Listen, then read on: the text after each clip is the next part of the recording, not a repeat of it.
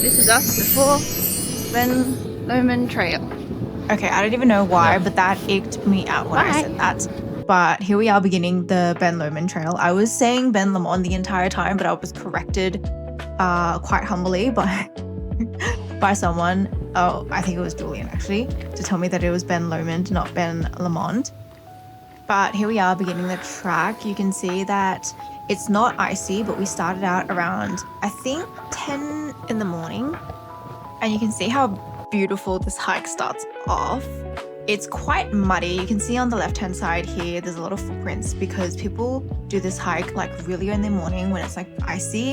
And then as the ice melts, as the morning goes on, it becomes quite muddy because it melts into like the soil. And you can see here the difference a bit higher up where the ice hasn't melted yet.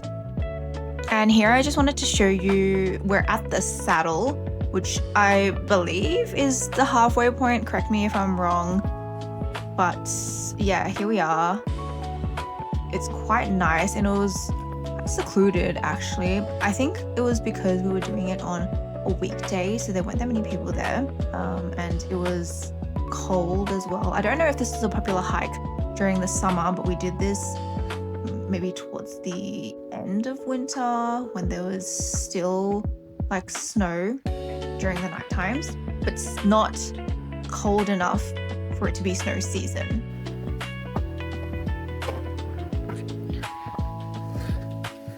Almost there.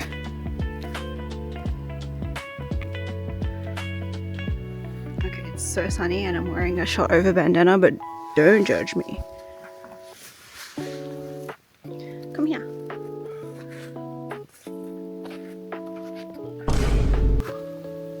Sunny.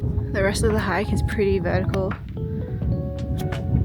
So as you can tell by the way that Julian is sweating in the last clip, it's quite sunny and hot once you get to the peak. Because at this point you've been walking for maybe like 3.5 hours and all it is at the top is sun. There is no shade at all. You're walking across like this peak, I guess, and you're just trying to make your way to the highest of peaks.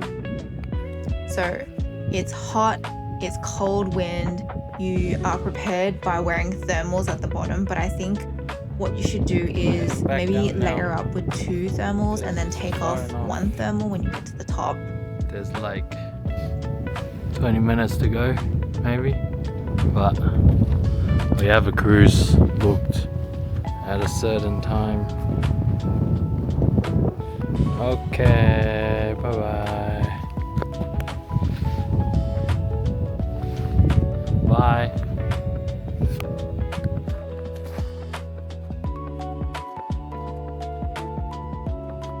On the way down is really muddy. Before we started this hike, I was reading like Reddit reviews and a lot of them were saying that we should have crampons for either this hike or either the Roy's Peak hike. But I don't really think crampons are necessary. It's just on the way down. It's like really muddy as shown in this footage, so it's quite easy to slip. But I guess if you just walk around it, like around the edges of this, it's really easy to avoid. But I guess it just depends if you want to like protect your shoes a little bit or not. This is us after the Ben Lomond hike. Ben Lomond. Summit. Sweaty, but it was good. I was sweatier before. Yeah, it's very muddy, very icy, but definitely doable without crampons. Bye. Yeah, so overall that was a great hike. I would honestly rate that like maybe like a 9 out of 10 if it wasn't so muddy. It was one of the most stunning hikes that I've ever been on in terms of like challenging. I don't think it was that challenging for us, maybe because we're like young and fit, but like honestly if you walk around on a day-to-day basis just getting around your own hometown, I don't think it'll be an issue. You can just take it slow and get up there. You have plenty of time during the day if you just want to allocate this hike as your main activity for the day, and then you can also take the challenge of not taking the gondola up. You can just walk all the way up, but we opted for the gondola because we had to take this cruise that I had booked at around like 4 p.m. I think. So the cruise was recommended, like when you Google search what to do in Queenstown, and it's essentially a cruise that takes you to, I think this is Walter's Peak Farm. It takes you to this farm, which you then have like a barbecue buffet dinner, into like a sheep shearing show, into like a sheep show where he shows you how he's herding the sheep. And by the end of it, you can actually touch some raw unprocessed wool here.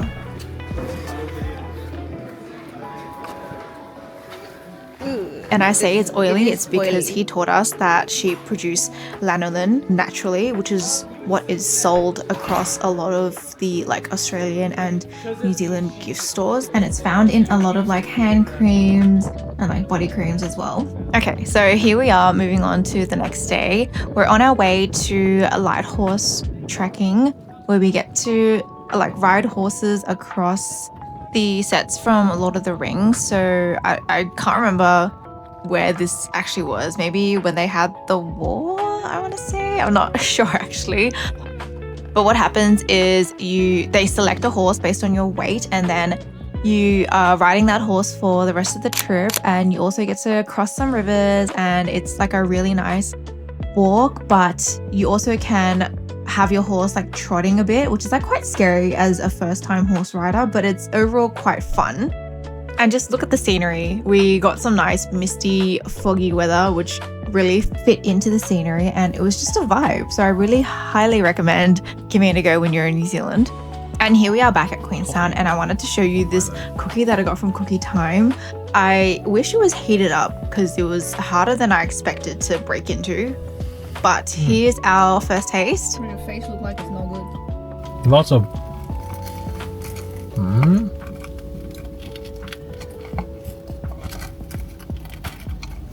What is that flavor? Caramel. Yeah.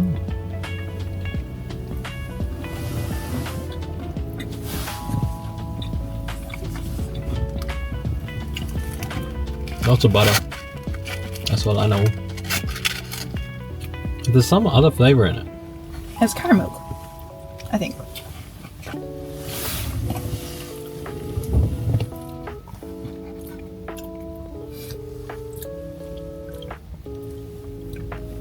Yeah, it's good. Tastes like very thick cheesecake or like yeah.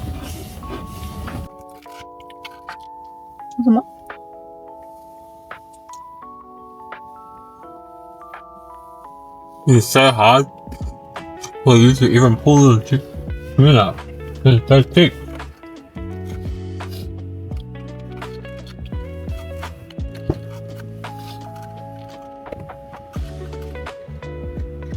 It's pretty good.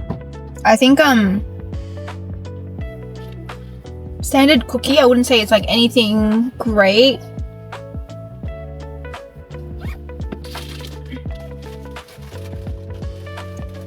Did you destroy everything? Yeah. Can't cut it out. KFC New Zealand is doing a promotion where they're giving away keychains if you get a Zinger Stinger meal. And the guy was so nice. Like I wanted all three, but I wanted to buy them instead of buying a Zinger Stinger. And I think you can only get one per meal. And the guy was so nice and he gave us 3. So that's nice of him. That's a win. Yay! So here we are at Deer Park Heights, and the idea here is you drive through private land, you're able to purchase some food, and then you're able to feed any of the animals that are on this land, and you do have to book. It is quite busy during like more peak season. So we were here in August, and I believe it was booked out for the day that we wanted to go to, but we checked on that day and they didn't have any time. So maybe book a few days ahead. I think if you're trying to get in on the day, it might be booked out, but if you book a few days ahead, it'll be okay. And yeah, you can see there's like cute animals here. You got some ducks, you got some pigs, you have deer, obviously, and you also have Highland cows. And goats. Oh my god, let me tell you about this goat story. So the food does sell out. So we didn't actually have any food, but like on the road, there's a lot of people that just chuck food and then like you can just pick it up and then throw it at them again. And like they're quite playful and cute, but they're also like very savage for food. So what happened is we had our car, we drove it a little bit, and then I wanted to get into the car and I didn't realize that one of the goats had followed me all the way, and then he actually got into the car and then got on top of me as well. And I was like, oh my gosh, why is this goat on top of me? What is happening right now? And then like I had to get Julian to herd the goat out of the car, on top of me. And that will definitely be a cool memory to last for a lifetime. Anyway, I highly recommend coming to Deer Park Heights because just look at the views. You get great views here, and along the way they have like signs pinned that like tell you like which scene from the Hobbits you can see from that place. Yeah, and the fee is like per car, not per person, so it's great if you can maximize the value by having like 4 or 5 more people in the car. But yeah, I saw TikTok videos where if people open their car windows, the cow will like come right up to you and like lick your hands. But obviously I didn't want that to happen.